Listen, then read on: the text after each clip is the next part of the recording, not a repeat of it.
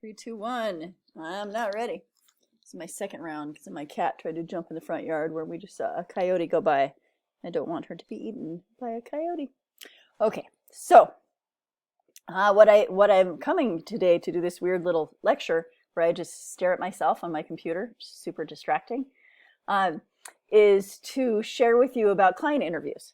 And I wish I could find my permaculture mentor, Larry Santoyo, talking about this in a video, but I don't have the time to seek that out, and I don't even know if it's out there. So anyway, I am going to convey to you one of my, there's a lot of great Larry-isms, but this is a really good one too. And it's the subject is about client interviews and really getting to what it is that a client really wants. Like if you were going to do a landscape project for someone, typically you'll like, oh, well, what's your, I don't know what landscapers do, truthfully, because I'm not one, but I know for like floral design or wedding flower planners, I'm not one of those either, but I do know that they have like mood boards and Pinterest. And I imagine that if you're going to do a landscape design for someone, you want to know like what colors they're interested in, if they want more shrubs and greenery or more like flowers or like, what do they like? You're more interested in the aesthetics of what your client is looking for or maintenance levels and stuff like that.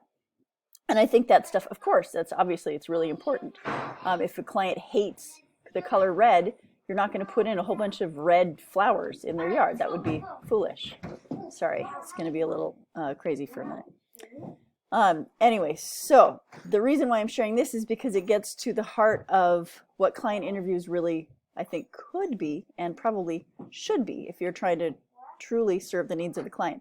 Now, the trouble with this is it also gets into a little bit of interpretation and psychology, and it's easy to go wrong when you're doing that.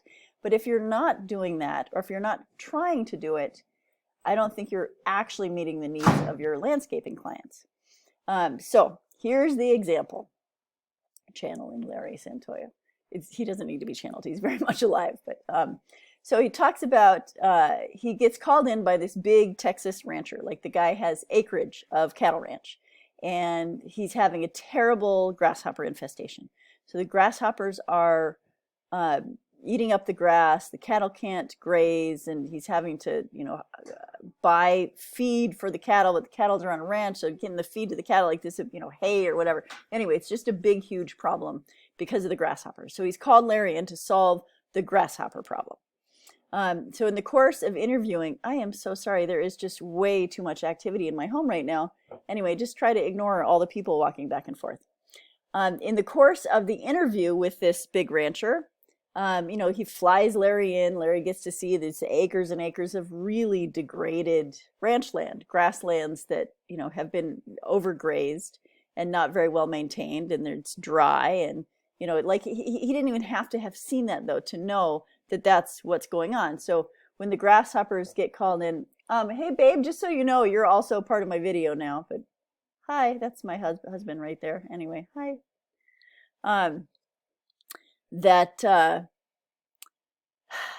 Sorry. You already knew that when the grasshoppers come into the grasslands, it's because the grasslands are really degraded.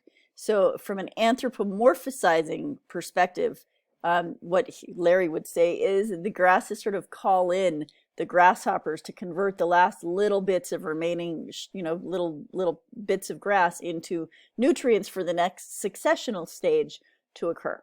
Okay, that's what grasshoppers are there to do when they come in huge droves like that. So the rancher guy, though, wants to show Larry all the degraded grass. And Larry's like totally uninterested in this. He keeps talking to the guy. He's asking him all these questions about, the pictures he sees on the walls. Lots of pictures of his family, the grandkids, the kids, the graduation pictures, pictures from family vacations. Like really, it's clear from looking around this man's home that family is really important to him. There's no pictures of cows on the wall. No pictures of like my ranching awards or, anything like that, right? It's all about family.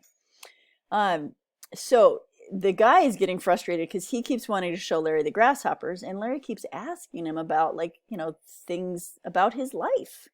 And in the course of that afternoon, which I imagine was quite frustrating for the rancher, but very illuminating for the designer, who was my friend Larry, he's really clear that this man is not, he's not on earth to be a cattle rancher. Like cattle ranching is what he does because it's what supports his family. It supports them quite well. except now with the grasshoppers issue, you know, that is being jeopardized, and it's causing huge concern of his and stress and worry. So what Larry suggests to the guy has nothing to do with getting rid of the grasshoppers per se. What he suggests is that he get rid of the cows.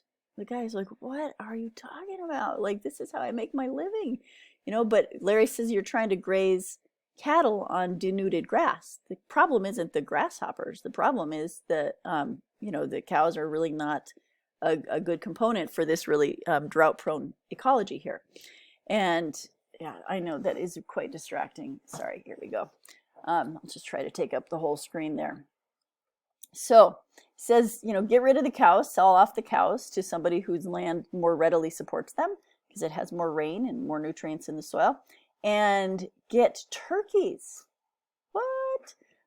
So the guy converts from being a cattle rancher into poultry, because turkeys love to eat grasshoppers. So without having to do much effort, he doesn't have to fix the rainfall issue in Texas. He suddenly becomes like the biggest poultry producer for turkeys. And because the turkeys are very happily eating the grasshoppers, it's quite a simple thing to do. Takes care of the grasshoppers eventually. He probably has to convert to something else, but I don't know that part of the story. But, you know, and the guy made more money selling turkeys than he ever did selling cows. So the point of the story is, when you are trying to find out what to do for a landscaping client, instead of just saying, oh, you like red flowers, we're going to put a bunch of red flowers in your lawn.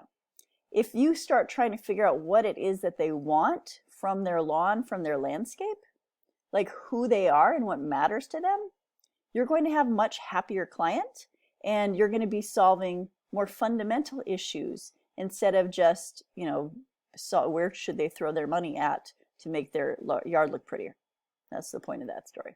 Okay, so when you are doing your client interviews this week, try to get to what's underneath that. Like, it's not just like a Pinterest palette of pretty, you know, colors that they like, or I really like the foliage on this shrub. I mean, that's fine, but what's underneath that? What is it about that they like? That's the point.